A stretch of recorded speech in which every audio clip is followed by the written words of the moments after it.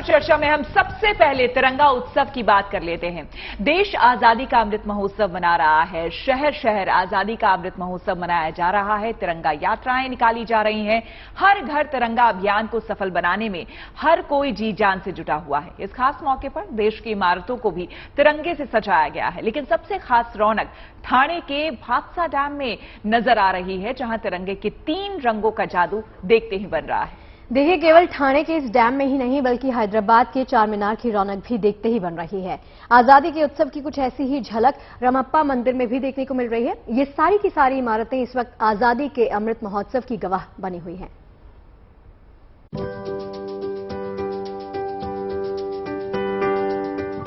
भिवंडी के भादसा डैम की ये तस्वीरें बता रही हैं कि आजादी का जश्न हिंदुस्तान कितने शानदार तरीके से मना रहा है।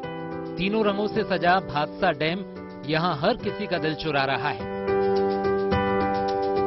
इस बांध को केसरिया, हरे और सफेद रोशनी से सजाया गया है। रोशनी में बहता पानी आजादी के उत्सव की अद्भुत दास्तां बयां कर रहा है। जिन डैम के जरिए मुंबई की प्यास शांत होती है, भादसा डैम भी उनमें से एक है।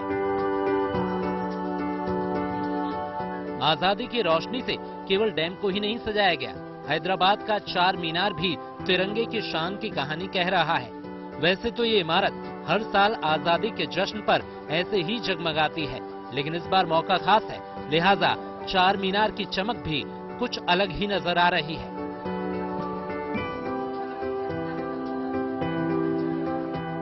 आजादी के रंग में रंगे रुद्रेश्वर रामप्पा मंदिर की ये तस्वीर भी कम दिलकश नहीं है। ये मंदिर भी 3 रंगों की चमक से इतरा रहा है। रमप्पा मंदिर का निर्माण 13वीं शताब्दी में किया गया था और इसका नाम इसके शिल्पकार रामप्पा के नाम पर रखा गया था। रामप्पा को मंदिर निर्माण में 40 साल का समय लगा था।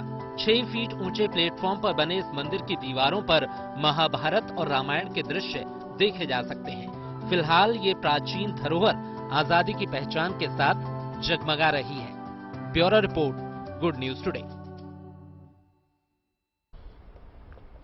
तिरंगा उत्सव के रंग पूरे देश में दिख रहे हैं। शहर शहर भव्य आयोजन हो रहे हैं, जिसमें सभी लोग बढ़ चढ़कर हिस्सा ले रहे हैं। दिल्ली का चांदनी चौक भी आज तिरंगे के रंग में रंगा हुआ नजर आया। चांदनी चौक में हुए इस कार्यक्रम में स्कूली बच्चों ने भी बढ़ चढ़कर हिस्सा लिया है। बैंड की धुन के साथ इन बच्चों ने चांदनी चौक में मार्च निकाला है। इन बच्चों के दिल भी आजादी के अमृत महोत्सव के जोश से भरे हुए थे। देखिए हमारे संवाददाता नवजोत की एक खास रिपोर्ट।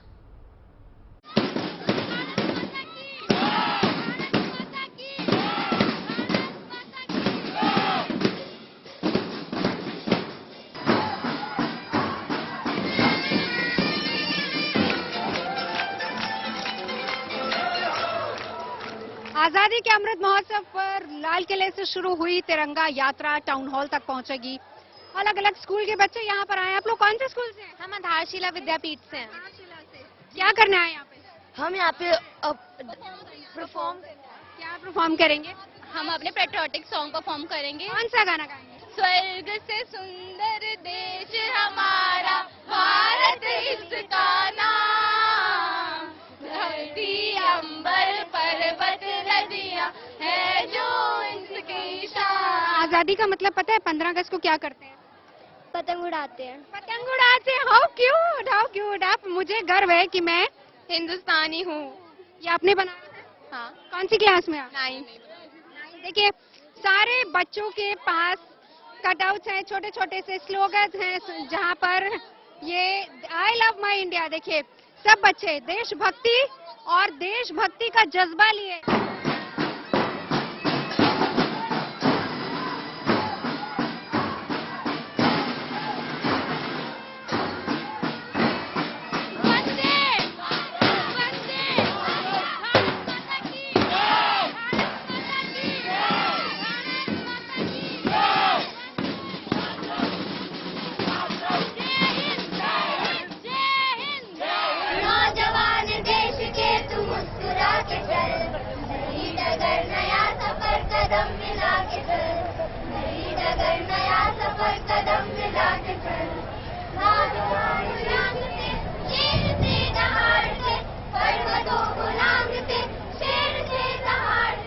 चल पड़ा है काफिला, मुश्किलें पछाड़ के चल पड़ा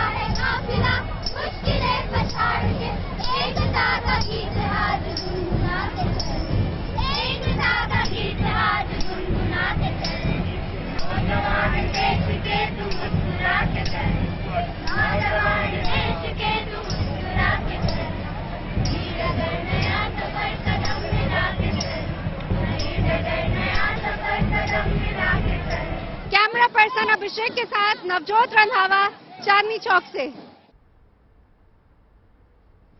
तिरंगा उत्सव के रंग तो आपने देख लिए, अब आस्था का एक अद्भुत रंग आपको दिखाते हैं। लिए चलते हैं आपको उदयपुर, जहां महाकाल की शोभा यात्रा में शिव भक्ति में झूमते नाचे श्रद्धालु नजर आए। दरअसल उज्जैन की तर्ज पर उदयपुर में भी महाकालेश्वर मंदिर में विराजमान महादेव की शोभा यात्रा हर साल बड़े ही धूमधाम के साथ निकाली जाती है। बिल्कुल, आपको बता दें कि कोरोना के कारण बीते 2 सालों से ये शोभा यात्रा नहीं निकाली जा सकी थी। अब जबकि पाबंदियों का पहरा हटा है और वायरस का डर खत्म हुआ है, तो इस भव्य शोभा यात्रा की छटा देखते ही बन रही है। पूरा वातावरण हर हर महादेव के जयकारों से गूंज उठा।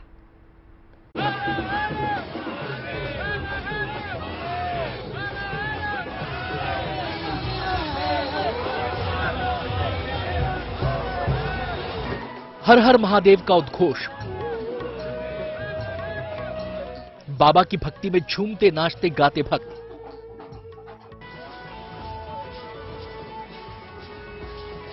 चांदी के छत्र और फूलों से सजी विशेष पालकी में विराजमान साक्षात महाकाल। तस्वीरें राजस्थान के उदयपुर की हैं, जहां भगवान महाकालेश्वर अपने भक्तों का हाल जानने के लिए नगर भ्रमण पर निकले। भगवान भोलेनाथ ने शाही तरीके से पूरे गाजे बाजे के साथ नगर भ्रमण किया। इस भव्य शोभा यात्रा के दौरान भक्तों ने जगह जगह अपने आराध्य देव का स्वागत किया। भोलेनाथ की महादेव की कृपा बहुत अच्छी लगती है और यहाँ पे आना बहुत अच्छा लगता है। 2 साल से कोरोना में रैली नहीं निकली, तो इस साल हमें बहुत ज्यादा एंजॉय कर रहे हैं। आगे आगे महादेव, पीछे पीछे पूरी टोली। महाकाल की शोभा यात्रा में गाय, बछड़े, नंदी समेत तमाम देवी देवताओं की प्रतिमाओं को शामिल किया गया। महाकालेश्वर महादेव की ये शाही सवारी मंदिर प्रांगण से रवाना हुई, जो राणाजी चौराहा, शिक्षा भवन चौराहा, चेतक सर्कल, हाथी पोल, मोती चौहट्टा, घंटा घर, चांद पोल, ब्रह्म पोल, अंबा माता होते हुए दोबारा मंदिर परिसर में पहुंची। कोरोना संक्रमण के चलते 2 साल बाद महाकालेश्वर महादेव नगर भ्रमण पर निकले। ऐसे में भक्तों का उत्साह भी 2 गुना नजर आया।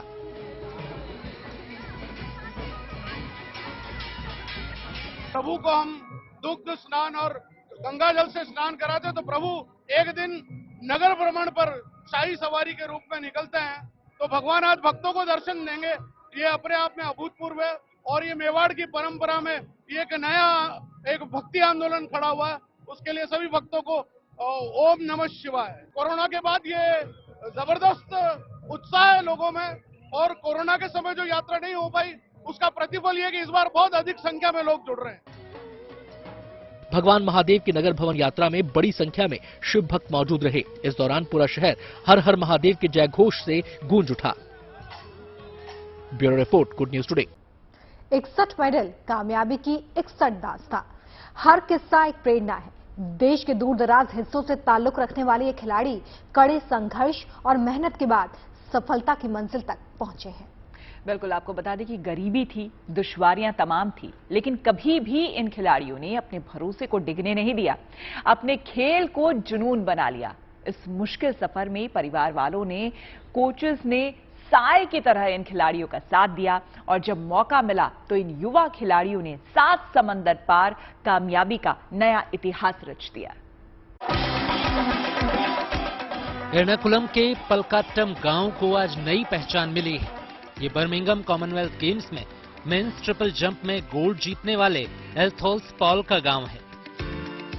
ये वो गांव है जिसकी माटी से समंदर किनारे एल्थोस पॉल ने सफलता की छलांग लगाना सीखा, और कड़ी मेहनत के दम पर 7 समंदर पार देश का नाम रोशन किया। 25 साल के एल्थोस पॉल ने 17.03 मीटर की छलांग लगाकर गोल्ड जीता और इतिहास में सुनहरी कामयाबी दर्ज कराई। एल्थोस के पास ट्रेनिंग का कोई ग्राउंड नहीं था। उन्होंने पोल वॉल्ट से शुरुआत की, लेकिन स्कूल में टीचर के कहने पर ट्रिपल जंप में आए। हालांकि वो कॉलेज टीम में अपनी जगह नहीं बना पाए थे, लेकिन उन्होंने हार नहीं मानी और आज उनकी मेहनत उन्हें यहां तक ले आई। हरियाणा के जींद जिले के निडानी गांव की अंशु मलिक ने भी बर्मिंघम कॉमनवेल्थ गेम्स में सिल्वर जीतकर कामयाबी की चांदी सी चमक बिखेरी है। अंशु को कुश्ती के अखाड़े में उतरने की प्रेरणा उनकी दादी से मिली। क्योंकि वो पढ़ती थी, पढ़ाई में भी अच्छी थी, लेकिन वो अपनी दादी को बोली कि मैं भी कुश्ती करना चाहती हूँ। तो कुश्ती का शुरू से माहौल है घर में, क्योंकि मेरे पिताजी भी अच्छे खिलाड़ी रहे हैं और मेरे भाई तो अच्छे खिलाड़ी रहे, सीनियर के सेब गेम के गोल्ड, हरियाणा केसरी बाल के, सब गांव की, सारा गांव ही। मेरठ के यूपी की रहने वाली अन्नू रानी भी कामयाबी के इस मुकाम तक कड़े संघर्षों के बाद पहुंची हैं। 5 भाई बहनों में सबसे छोटी अंजू ने शुरुआती दिनों में बांस को भाले की शक्ल देकर प्रैक्टिस शुरू की और कड़ी मेहनत के बाद जेवलिन की दुनिया में अपने लिए खास पहचान बनाई। वो बेटी ने बहुत मेहनत करी थी, बहुत मेहनत करी, 8-8 घंटे प्रैक्टिस करती रही। कोच भी ये कहते थे कि बहुत मेहनत करती रही, और बच्चे कोचिंग करते हैं, लेते हैं वहाँ, और उसकी मेहनत की कोच ही बहुत सराहना करते थे। वेट लिफ्टिंग में गोल्ड जीतकर देश का नाम रोशन करने वाले पश्चिम बंगाल के अचिंता शिवली ने भी गुर्बत और दुश्वारियों को मात देकर सफलता की ये मंजिल पाई है। पिता की मौत के बाद भाई और मां ने कड़ी मेहनत की और अचिंत शिवली ने वेट लिफ्टिंग को जुनून बना लिया। आज जब माटी का ये लाल इस सुनहरी कामयाबी के साथ लौटा तो जबलपुर में सेना के जवानों ने इनके स्वागत में रैली निकाली और अचिंता को सम्मानित किया। कामयाबी की ये तस्वीरें बताती हैं कि लगातार मेहनत करने वालों की कभी हार नहीं होती। कामयाबी की ये कहानियां आने वाले वक्त में यंगिस्तान को प्रेरित करती रहेंगी और हिंदुस्तान के युवा हर क्षेत्र में सफलता का परचम यूं ही लहराते रहेंगे। Bureau report, good news today. Noida में महिला से बदसलूकी के आरोपी श्रीकांत त्यागी को पुलिस ने गिरफ्तार कर लिया है। श्रीकांत की तलाश में पुलिस पिछले कई दिनों से दबिश भी डाल रही थी, लेकिन वो लगातार अपनी लोकेशन को बदल रहा था। कई दिनों के बाद आखिरकार पुलिस को आज कामयाबी मिली और मेरठ से श्रीकांत की गिरफ्तारी हो गई है। पुलिस ने उस कार को भी बरामद कर लिया है जिससे श्रीकांत त्यागी नोएडा से भागा था। इस कार पर विधायक और यूपी विधानसभा का एक स्टिकर भी लगा हुआ था। ये कार गौतम बुद्ध नगर के याकूबपुर से बरामद की गई है। पूरी खबर आपको इस रिपोर्ट में दिखाते हैं।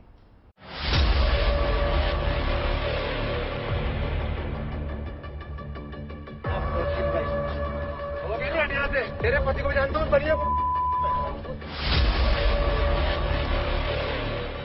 खत्म हुआ लुका छिपी का खेल और पुलिस की गिरफ्त में पहुंच गया श्रीकांत त्यागी। नोएडा में महिला से बदसलूकी का आरोपी श्रीकांत त्यागी पिछले कई दिनों से पुलिस से छिपता फिर रहा था। उसकी तलाश में यूपी पुलिस की 12 टीमें 3 राज्यों में दबिश डाल रही थी। पुलिस से बचने के लिए श्रीकांत लगातार दूसरे नंबरों से अपनी पत्नी और वकील से संपर्क कर रहा था और यहीं से पुलिस को उसका सुराग मिल गया। पूछताछ के लिए पुलिस ने श्रीकांत त्यागी की पत्नी अनु त्यागी को थाने में बुलाया और फिर कुछ ही देर बाद श्रीकांत को मेरठ में पकड़ लिया गया। श्रीकांत त्यागी के संबंध में जो भी पुलिस कार्रवाइयां अब तक हुई है, इसका खुलासा पुलिस आयुक्त गौतम बुद्ध नगर के द्वारा प्रेस कॉन्फ्रेंस बुला के किया जाएगा। महिला संबंधी अपराध के प्रति शासन और डीजीपी मुख्यालय की जीरो टॉलरेंस की नीति रही है और उसके तहत ही शासन एवं डीजीपी महोदय ने स्वयं इसका संज्ञान लिया था और लगातार इसका अनुश्रवण चल रहा है।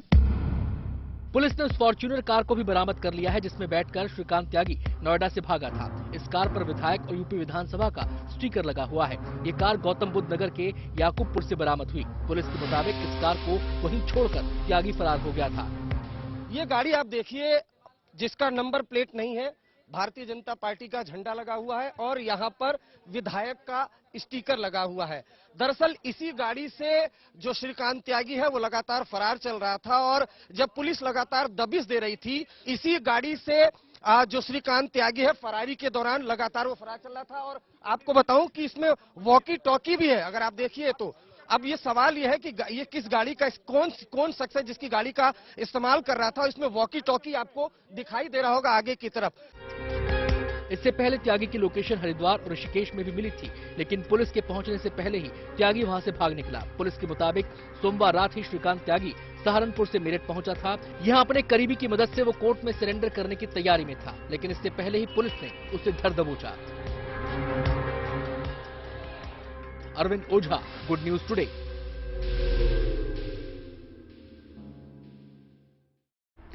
शानदार राखियां बाजारों की शोभा बढ़ा रही है। बहनों ने भाइयों के लिए राखियां खरीदनी शुरू भी कर दी है। आपको बता दें कि तरह तरह की राखियां बाजार में इस वक्त मौजूद हैं। लेकिन आज हम आपको बिल्कुल अलग राखी दिखाने जा रहे हैं। ये राखी गोरखपुर की 2 छात्राओं ने तैयार की और इस राखी को नाम दिया गया है स्मार्ट राखी।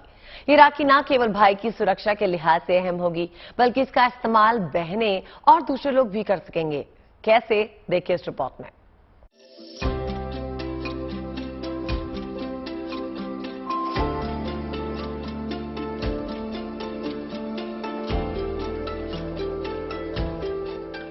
पूजा और उनकी सहेली ने दिन रात मेहनत की है और उनकी इस मेहनत का नतीजा है ये स्मार्ट राखी, जो सही मायनों में एक इलेक्ट्रॉनिक गैजेट है और ये इमरजेंसी में मददगार साबित होने वाली है, जिसे ब्लूटूथ से कनेक्ट करके इसका इस्तेमाल किया जा सकता है। फिलहाल इसे डिजिटल राखी के तौर पर साकार किया गया है। अपनी कल्पना से इसे आकार दिया है संत कबीर नगर की पूजा यादव ने और बिहार की रहने वाली विजया रानी ने। दोनों दोस्त हैं और प्राइवेट इंजीनियरिंग कॉलेज में कंप्यूटर साइंस से बीटेक कर रही हैं, जिन्होंने एक ऐसी राखी पर काम करने का फैसला किया जो न सिर्फ भाइयों के काम आए, बल्कि बहन के अलावा इसे दूसरे लोग भी इस्तेमाल कर सकें। हम लोगों ने मिलकर स्मार्ट मेडिकल राखी बनाया है, जिससे लोगों की सुरक्षा हो सके।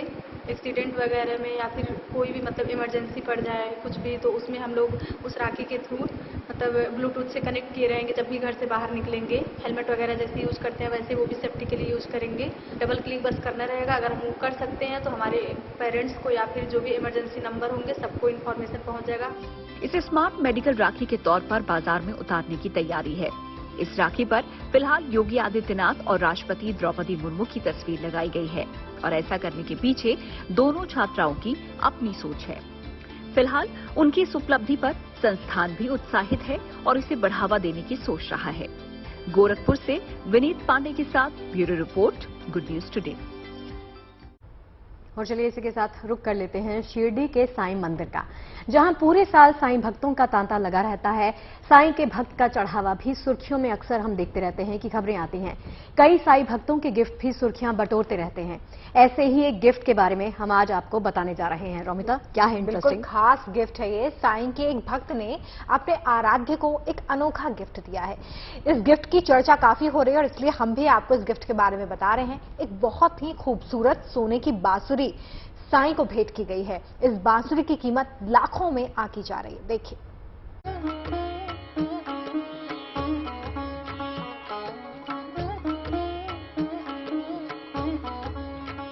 शुद्ध 22 कैरेट का बना फूल का नग, कलाकारी के जरिए उकेरा गया ओम साई राम और जय श्री कृष्ण। और इन सबसे अलग इस बांसुरी की चमक बताने के लिए काफी है कि इसकी कीमत क्या है। फिर भी आप ज्यादा इसके बारे में ना सोचें, इसीलिए हम ही आपको बता देते हैं कि इसकी कीमत क्या है। ये बांसुरी है 5,79,000 रुपए की। इसका वजन 100 ग्राम है, जो फिलहाल भेंट के तौर पर शिरडी में साईं बाबा को उनके भक्त ने भेंट की है। साईं के दरबार में यूं तो उनके भक्त दिल खोल कर दान करते हैं, कभी कभी ये भेंट सुर्खियां बटोरने में भी कामयाब होती हैं, फिर चाहे वो मुकुट हो, माला हो, खड़ाऊ हो या कुछ और। देश और दुनिया में फैले साईं भक्त बाबा की सेवा में ऐसे ही अर्पण करते रहते हैं और इस बार भी कुछ ऐसा ही हुआ है। कभी कभी इन भक्तों के नाम भी सामने नहीं आते, क्योंकि कई भक्तों गुप्तदान की परंपरा को निभाते हैं। लेकिन सोने की बांसुरी भेंट देने वाले ये साईं भक्त हैं ऋषभ लोहिया, जो कि दिल्ली के रहने वाले हैं। वैसे तो दान और पुण्य अपनी श्रद्धा का मामला है और इसमें तर्क वितर्क की जगह नहीं होती, लेकिन बांसुरी भेंट करने के पीछे ऋषभ का तर्क है कि वो साईं को कृष्ण का अवतार मानते हैं। शिरडी का ये साईं मंदिर देश के सबसे अमीर मंदिरों में शुमार किया जाता है। यहाँ पर हर साल चढ़ावे के रिकॉर्ड बनते टूटते हैं। इसकी वजह भी है कि हर साल लाखों भक्त शिरडी के साईं बाबा के दर्शन करने के लिए पहुँचते हैं। न केवल दर्शन करते हैं, बल्कि करोड़ों रुपए दान और चढ़ावे के नाम पर साईं के खजाने को भी समर्पित करते हैं। शिरडी से नितिन मिराणे के साथ bureau report, good news today.